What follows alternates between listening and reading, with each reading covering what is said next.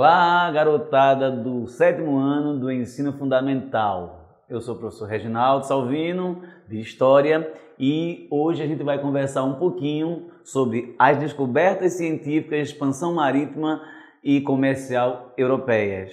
E, dentro disso, compreender de maneira geral como foi que os europeus chegaram até a América e, a partir daí, mudou a história do mundo, né? Então é importante, nesse momento, todo mundo parar um pouquinho, ouvir um pouco mais e tentar não só raciocinar, como fazer conexões. História não é decorar, é compreender os processos, né? E aí a gente vai exercitar um pouquinho isto agora.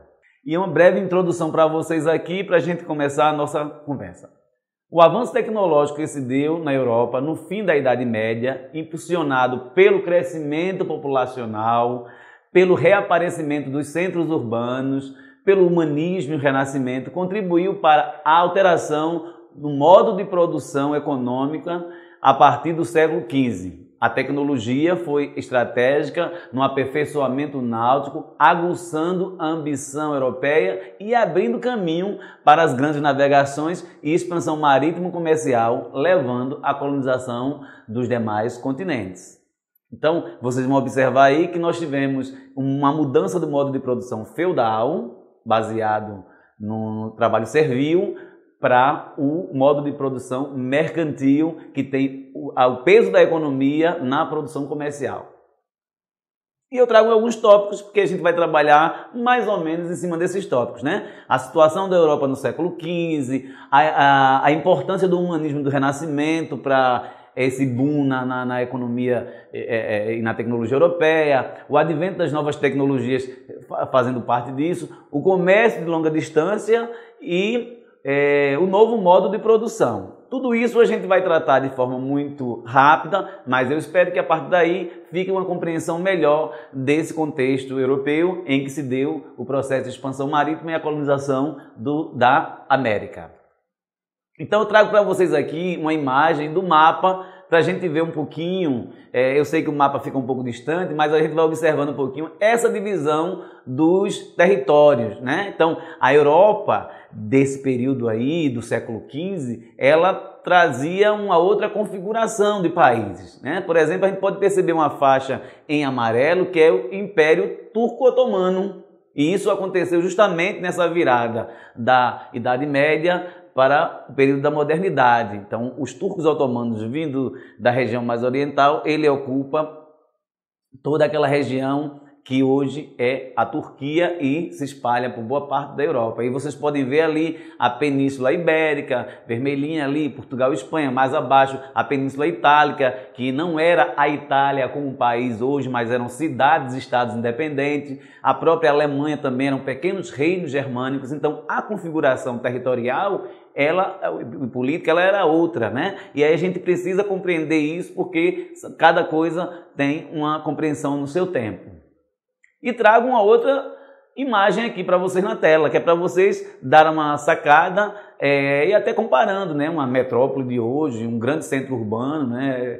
O mercado São José no Recife, ou os mercados na Índia atual, e vocês percebem aí, a partir dessas imagens, como era esse cenário da Europa, e aí pega trecho da Itália no século XV, né? A abertura do comércio, mas aí tem a presença também dos grandes castelos, tem também ali a produção agrícola. Então vocês podem perceber aí, a partir de 3 imagens distintas, um pouquinho do cotidiano europeu nesse período aí, que beira o século XV. Algumas cenas no século XV que a gente pode discutir aqui. Nesse período vivia-se a segunda fase da Baixa Idade Média. A Baixa Idade Média é aquele período em que o feudalismo começa a desaparecer, que é justamente com o surgimento do comércio, né? E aí alguns historiadores dividem isso em 2 fases. Então, século XIV e XV corresponde mais à fase da Baixa Idade Média, e aí a segunda fase. A Europa começa a se recuperar da depressão vivida de séculos anteriores, né? Do século anterior ao XIV, ocasionada pelas pestes, fome, guerras e a crise econômica. Então, vários problemas, vários fatores fizeram com que a Europa entrasse numa certa depressão durante um período, e esse período às vezes dura séculos, para depois começar o ressurgimento. As novas técnicas agrícolas que vinham sendo implantadas, como os moinhos hidráulicos, ferraduras em cavalos, que até então não era usada, as novas técnicas de arado, foram melhorando a produtividade agrícola e ocasionando aumento populacional. À medida que aumenta a quantidade de alimento, a oferta de alimento, a tendência é haver mais crescimento populacional, né? E aí o comércio ele vai ressurgindo. O excedente da produção agrícola reativa o comércio, ativando também a produção artesanal e os centros urbanos. À medida que vem novas demandas, a criação humana vai dando espaço também a novas tecnologias, novas possibilidades. Dentro dessa discussão do desenvolvimento comercial, a gente tem, por exemplo, a Liga Hanseática, uma associação comercial que surgiu em 1421 por iniciativa dos reinos germânicos, que se caracterizava no século XV como uma confederação político-econômica com mais de 60 cidades. Ele reativou a roda de comércio pelo norte, então a Liga Hanseática. Então foi uma liga de comércio que foi reativando o comércio europeu pela rota do norte. Pelo sul, a rota comercial foi estabelecida pelo mar Mediterrâneo, tendo como pontos importantes, portos importantes, os de Barcelona, Gênova, Veneza, Tunis, que fica no norte da África, e Constantinopla, que era a capital do Império Turco-Otomano, que eu citei anteriormente. A rota do Mediterrâneo ativou o comércio de longa distância, pois as cidades italianas e o Império Otomano passaram a controlar o comércio com o Oriente, principalmente com as Índias e países árabes. E eu trago para vocês aqui uma imagem, que é um mapazinho, vocês também acham na internet, um endereçozinho ali, dessa faixa azul, que é justamente a linha por onde passava a Liga Hanseática, né? Então, a relação de comércio, a corporação que se criou, fazia com que essas cidades circulassem com suas mercadorias com proteção. Então, era ali uma espécie de monopólio, mas que se garantia a proteção da circulação de mercadoria nessa região. Isso foi gerando riqueza dentro da Europa. Com a questão do comércio, vem o desenvolvimento urbano, vem o estímulo à produção econômica e o sentimento, o comportamento humano começa a mudar em face disso também, como acontece hoje com o advento das novas tecnologias, a internet, né, que criou as redes sociais e que vai alterando gradativamente o comportamento humano. Não só a internet, mas o estudo com células-troncos, a nanotecnologia, tudo isso faz parte da revolução tecnológica que vivenciamos. Lá naquele momento, século XV, a Europa passava por uma situação semelhante, cada coisa no seu tempo, né? Então, com o humanismo, o dogmatismo religioso que prevaleceu durante a Idade Média é substituído pelo racionalismo e humanismo. As coisas já não se explicavam apenas pela fé. Então, a busca da racionalidade para explicar as coisas foi muito frequente a partir daí. O ser humano passa a ser mais valorizado. Com isso, há uma mudança na mentalidade da época, passando de teocentrismo, né, que é aquela todas as atenções e a crença ou a força da existência voltada para a questão religiosa, para o Deus, para o antropocentrismo. Antropo significa homem. Então, o antropocentrismo ele vai trazer aí uma nova configuração para a forma de pensar e de agir da sociedade europeia no período.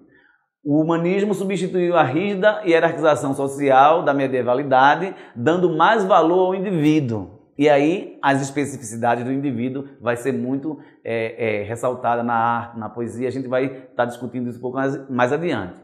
O conhecimento passou a ser mais valorizado frente à fé. Os clássicos da antiguidade foram resgatados como fonte de estudos, né? E também uma forma de fazer a crítica à sociedade da época. Trago para vocês uma imagem que é o homem vitruviano. Isso é uma das artes do período renascentista, né, de Leonardo da Vinci. E aí o estudo da anatomia humana, a busca de explicar a anatomia humana, trazendo essa ideia da perfeição. Então, o pensamento artístico da época ele vai ser influenciado pelo humanismo. Apesar de Charles Darwin não ser apenas artista, Charles Darwin não, eu estava falando já no século XIX, então Leonardo da Vinci, ele não era só artista, ele também era cientista, mas aí o peso dele ficou na arte, conhecido tendo obras como a Mona Lisa, por exemplo, que foi uma das obras mais conhecidas de Leonardo da Vinci, mas o homem vitruviano, ele traz essa ideia de como a racionalidade vai estar presente na produção intelectual e artística da época, né? Buscando aí a ideia de perfeição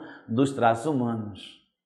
E o Renascimento, que vem com o humanismo. O humanismo, ele dá essa renovada na forma do ser humano se pensar. Como é que a humanidade se pensa, né? Como é que as pessoas se veem? De onde eu vim, para onde eu vou? Em cada tempo isso tem um peso diferenciado, né? Então, o humanismo, ele desemboca no Renascimento.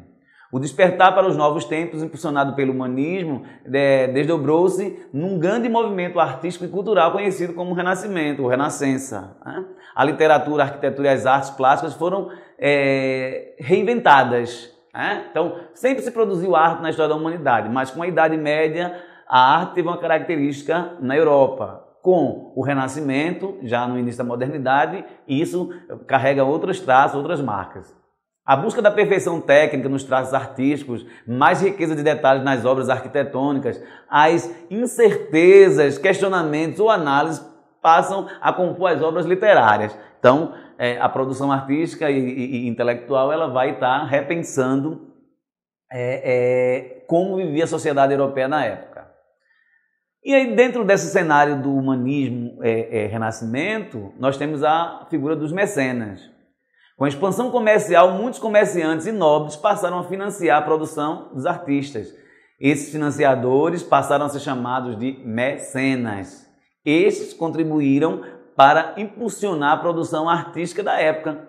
Tinham dinheiro, então financiavam e os artistas eram mais valorizados com isso. Muitas vezes ficavam atrelados à ideia do mecenas. Então, o mecenas, por ser um burguês, por ser um monarca, tinham ideias de determinadas coisas e muitas vezes essas ideias eram presas ao passado europeu, mas que isso não impediu que os artistas, mesmo sendo financiados por esses mecenas, eles trouxessem o seu sentimento, a sua compreensão e a sua contestação nas obras de arte.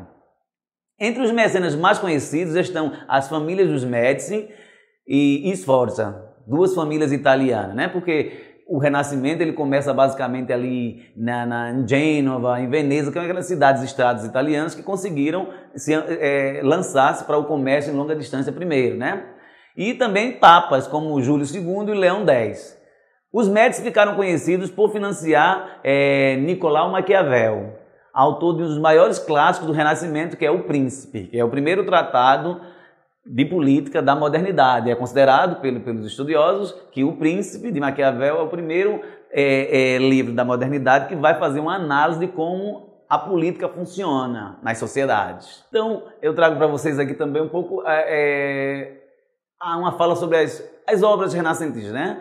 E quem se destacou. Nas artes plásticas, destacaram-se Leonardo da Vinci, Michelangelo e Sandro di Botticelli. Não são apenas esses, tem outros, mas aí eu trago aqui como exemplo para vocês. Isso todos na Itália, porque tem a ver com aquela questão de Gênova e Veneza, Sicília, que eram as cidades italianas que lançaram ao comércio em longa distância mais cedo, automaticamente acumularam mais riqueza e é por aí que começa o Renascimento, né? Na literatura, alguns destaques foram Miguel de Cervantes, que já não é italiano, já é na Espanha, em outro momento do Renascimento, né? Dom Quixote de La Mancha, uma obra de Miguel de Cervantes, William Shakespeare, um clássico aí, Romeu e Julieta, por exemplo, que vocês já ouviram falar em algum momento, né? Foi um outro autor da época, Nicolau Maquiavel, que eu já citei anteriormente, com O Príncipe, que é considerado o pai da ciência política moderna também, e Luís de Camões, que era um português, com os Lusíadas, né? Então Luís de Camões, ele também fez uma crítica à sociedade da época a partir da literatura. Eu trago para vocês aqui, só a título de observação, algumas obras renascentistas, né? Porque vai ser muito comum os grandes palácios e no interior desses palácios as pinturas renascentistas vão estar bem demarcadas, como esse aí, a criação de Adão, né? Que eu trago aqui de Da Vinci também, e tem de Botticelli aqui a Vênus. Então vocês vão perceber o que é que eu quero que vocês observem aí nessas obras. É esse cuidado com a técnica, a qualidade técnica, a busca da perfeição, que é uma das ideias do Renascimento, é esse contato com a antiguidade clássica e tantos personagens. E aí vocês vão perceber aqui nessa obra que trata da criação de Adão, que vocês vão assemelhá-la às obras da Grécia clássica. Quando pega aquelas esculturas greco-romanas antigas, vai ter muito desse traço. Então, eles tentam trazer um pouco, resgatar um pouco da antiguidade, e o que vai ter de novo na arte durante o Renascimento, que é o início da modernidade, é justamente essa preocupação com a qualidade técnica da produção. As tecnologias do tempo do Renascimento, né? Isso aí é importante também, porque as grandes navegações vão ser impulsionadas pelas tecnologias. A bússola foi inventada pelos chineses no século I. Com as rotas de comércio com o Oriente, os italianos puderam disseminá-la dentro da Europa. Ela compôs o conjunto das tecnologias que impulsionaram as grandes navegações. E aí eu trago para vocês aqui duas imagens que nos ajudam a compreender justamente a criação da bússola, né? Já que ela é feita por uma linha, uma agulha magnética que vai garantindo aí a localização dos eixos da Terra, norte, sul, leste, oeste, né? E pelo alto grau de magnetismo que nós temos na Terra, então essa agulha magnética que vai dar a localização. Temos a primeira versão aí à esquerda, que é o modelo chinês, a primeira criação chinesa, e o processo de desenvolvimento tecnológico, de aperfeiçoamento da bússola. As caravelas. As caravelas eram embarcações de pequeno porte, rápidas, fáceis de manobrar e capazes de navegar perto da costa. Isso aí os portugueses usaram muito. Sua origem foram os barcos de pesca usados pelos árabes, que os portugueses desenvolveram, denominavam de caravos. Então, caravelas vem de caravos. O uso do leme para direcionar o navio foi também uma grande descoberta, né? Então, a questão do leme vai direcionar melhor nos mares desconhecidos as embarcações, né? Então, foi uma grande descoberta tecnológica da época, superando o sistema medieval de remos que existia, né? Então eu trago aqui para vocês abaixo uma outra imagem que é justamente uma caravela. Na verdade, isso se caracteriza como uma das a mais avançada embarcação da época. O desenvolvimento tecnológico garantiu isso aí. Como hoje nós temos os submarinos nucleares, né? Que aí outras superpotentes aviões que os chineses, americanos e russos produzem, mas aí na época, para se impulsionar o comércio a longa distância, o desenvolvimento tecnológico. E aí, no que se refere às questões náuticas, nós temos aí a caravela, que foi a mais moderna embarcação do período, né? O astrolábio. O astrolábio media a latitude durante o dia pela posição do Sol, e à noite media o ângulo que as estrelas faziam com que o horizonte, o que auxiliava na determinação de latitude do navio, ou seja, se ele se achava mais para norte ou mais para sul. Foi inventado pelo astrônomo grego Hiparco no século II a.C., muito utilizado pelos árabes e chineses, foi aperfeiçoado pelos portugueses. Então, os portugueses, eles têm um peso muito grande nisso aí, porque eles fazem parte daquele universo europeu que foi dominado durante muitos séculos pela cultura árabe. E aí muita tecnologia árabe, que inclusive era uma tecnologia que tinha a ver com a produção comercial, mas também uma produção intelectual muito intensa entre os árabes, que era diferente do que os europeus viveram na Idade Média, propiciaram que os portugueses também assimilassem essa contribuição da cultura árabe para organizar as grandes navegações. Os chineses inventaram a pólvora, que chegou à Europa por intermédio dos árabes. Aí vejam os árabes mais uma vez. Mas aí tem a ver com o comércio que as cidades italianas faziam com o Extremo Oriente, né? Então a pólvora chegou a partir desses comércios iniciais de longa distância, né? Os chineses usavam a pólvora para fogos de artifício, milenarmente. Ao introduzir a pólvora no tubo de ferro, os europeus conseguiram criar armas potentes que ajudaram nas grandes navegações e na dominação de outros povos. Aí foi o canhão e o arcabuz, né? Então, mas o canhão essa tecnologia de você fazer um cano de ferro, colocar pólvora em uma bola de ferro que pudesse alcançar uma longa distância, ela ganhou um efeito destruidor muito grande para a época, e isso ajudou muito no processo de colonização e garantir também a segurança nas grandes navegações. Por exemplo, quando a gente assiste Piratas do Caribe, né? Piratas do Caribe. Então, Piratas do Caribe, ele tem como cenário esse período aí da história, né? Os piratas eram europeus que viviam interceptando navios de povos inimigos ou vizinhos para tomar toda a riqueza e mercadorias de grande valor para a época. A cartografia é uma outra tecnologia que vai ajudar nesse processo tecnológico da expansão comercial. Na época das grandes navegações e descobrimentos marítimos, entre o século XIV e XVI, aí, os cartógrafos foram extremamente importantes. Cada expedição levava um especialista em mapas, pois era importante que as embarcações não se perdessem nos vastos oceanos. Foi no século XVI que os primeiros mapas do continente americano e também do Brasil foram elaborados, porque era uma tecnologia que estava sendo retomada. Não era uma tecnologia nova, vem da antiguidade, mas ela foi repaginada nesse período, né? E Gerardo Mercator, de 1512 a 1594, é considerado o pai da cartografia moderna, porque é ele que vai contribuir para que vários desenhos das rotas fossem feitos a partir dessas novas técnicas de fazer a cartografia. E o comércio de longa distância, né? O que é o comércio de longa distância? Durante a história dos povos, da humanidade, o comércio de longa distância sempre foi utilizado. Há registros que os vikings, os chineses e os árabes já o faziam há séculos. Este tipo de comércio, no início dos tempos modernos, vai ser protagonizado pelos europeus. Munidos de novos equipamentos e tecnologias adaptadas, portugueses e espanhóis foram os primeiros, ainda no século XIV, quando eles começam a fazer ali aquelas primeiras viagens para explorar a costa ocidental africana. Mas aí eles vão, com a ajuda da cartografia, vão começar a mapear outras áreas e vão explorar o sul do Atlântico. É quando chega no Cabo da Boa Esperança, dobram ali, achando um outro caminho para as Índias, e também chega no que eles passaram a chamar de Índias Ocidentais, que é o lado de cá do Atlântico, que é justamente na América, no Atlântico Sul. E aí, as grandes navegações, né? Tratar um pouquinho aqui do que foi isso, para se garantir um pouco de compreensão. Até o final da Idade Média, a maior parte da Europa conhecia apenas o Oriente Médio, pelo norte da África e parte do leste da Ásia, que chamavam genericamente de Índias.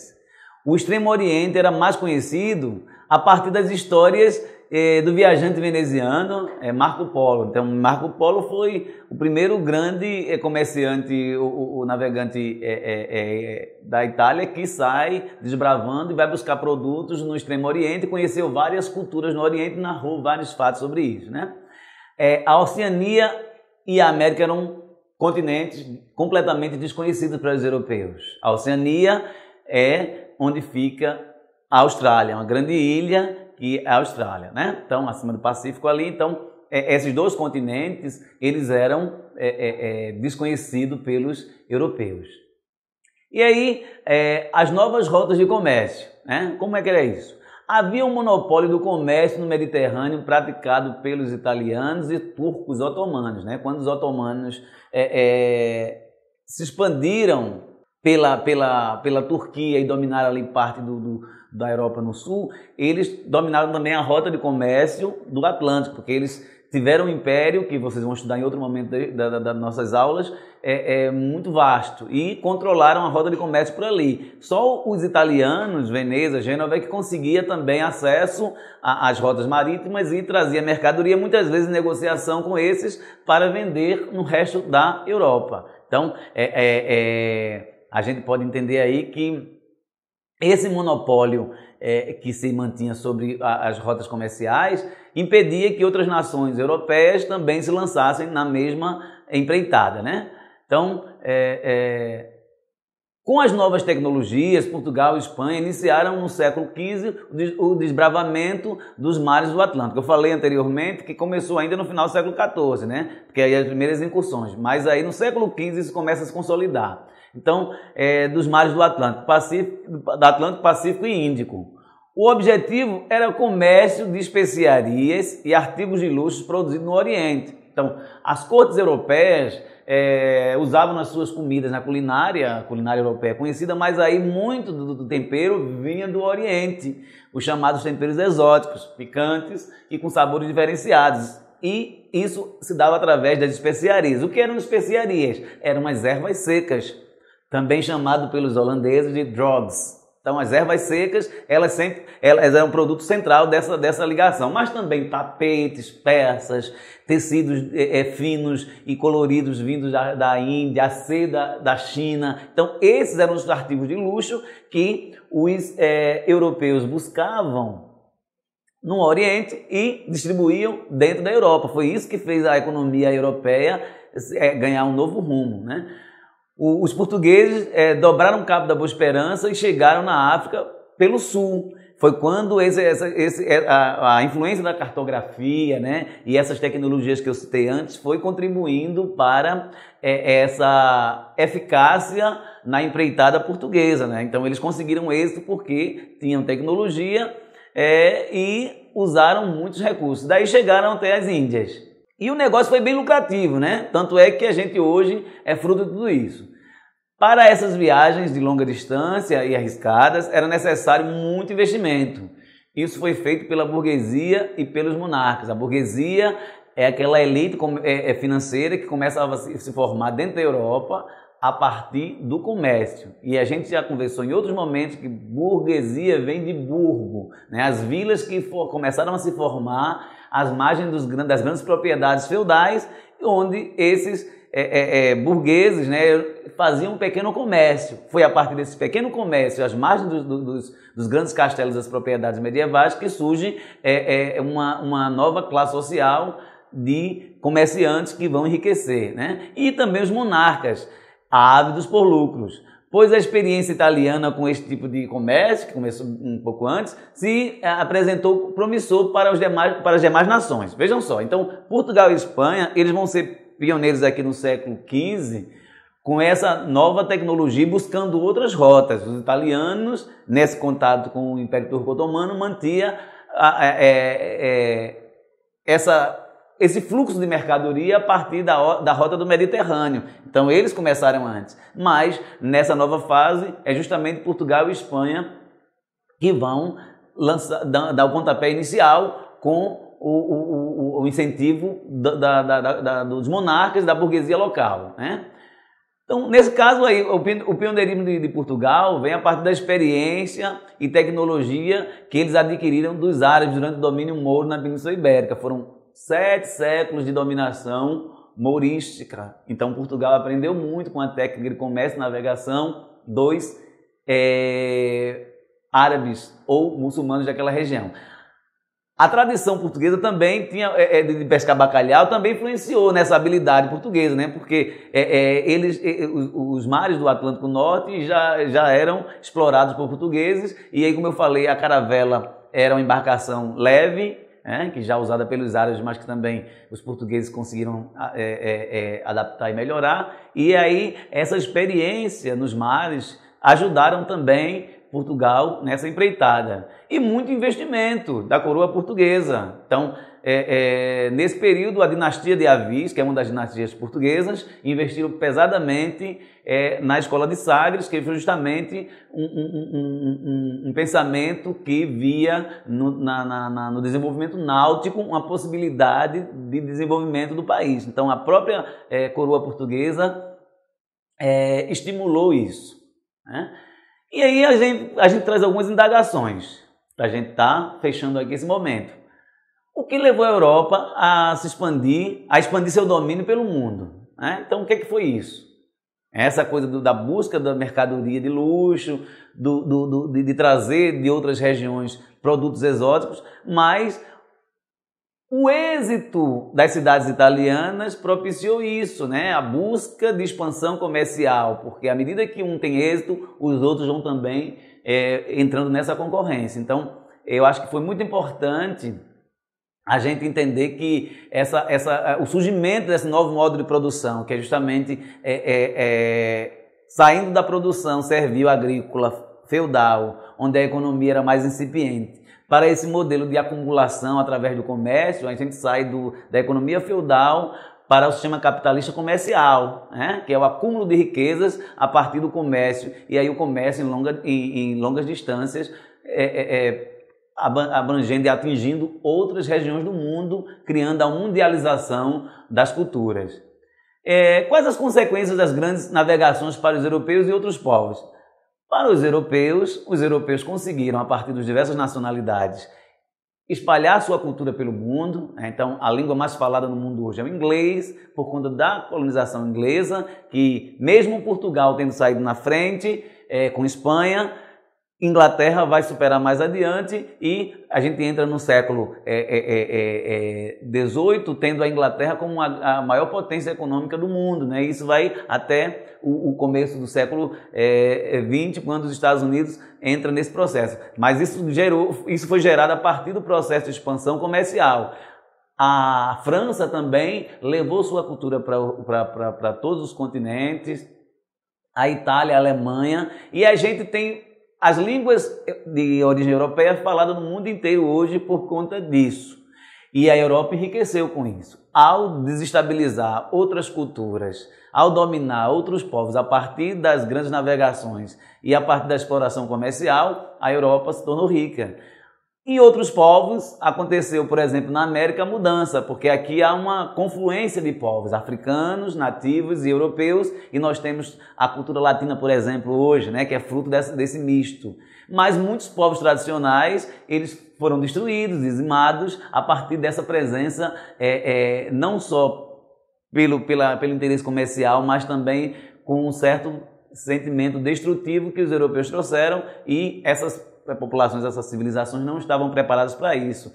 Mas também na Ásia, que em muitos momentos a exploração comercial europeia gerou a desestabilização dos povos naquela região. Então teve muita coisa boa para os europeus, e eles tiveram prejuízo, mas o prejuízo dos outros povos foi muito maior. Mas com esse processo eles terminaram mudando a fisionomia do mundo em todos os aspectos, né? Da cultura, territorialmente, divisão política. Então tudo isso foi fruto disso aí, né? Os impactos da colonização na atualidade são coisas que a gente vai analisando, porque nós temos os países emergentes, nós temos os países desenvolvidos hoje no mundo, nós temos a grande disputa entre países, entre nações, né? Nós temos uma lógica de poder que é fruto desse período aí, mas nós temos também muita desigualdade, nós temos temas como intolerância religiosa, nós temos temas como desigualdade social, racismo, que é tudo fruto desse processo de colonização, e que a gente precisa compreender que todo esse desenvolvimento histórico que vivenciamos desembocou nessa sociedade que nós temos hoje, né? Com todas essas diversidades e adversidades. E aí eu deixo também para vocês algumas atividades que vão estar lá no AVA, no Ambiente Virtual de Aprendizagem da Secretaria, e vocês vão poder rever esse conteúdo, ampliá-lo com outros conhecimentos que vão estar lá, e também desenvolver o raciocínio preenchendo algumas das atividades, tá bom? Então, espero que seja muito legal para vocês e que vocês consigam aprender com isso. Até a próxima!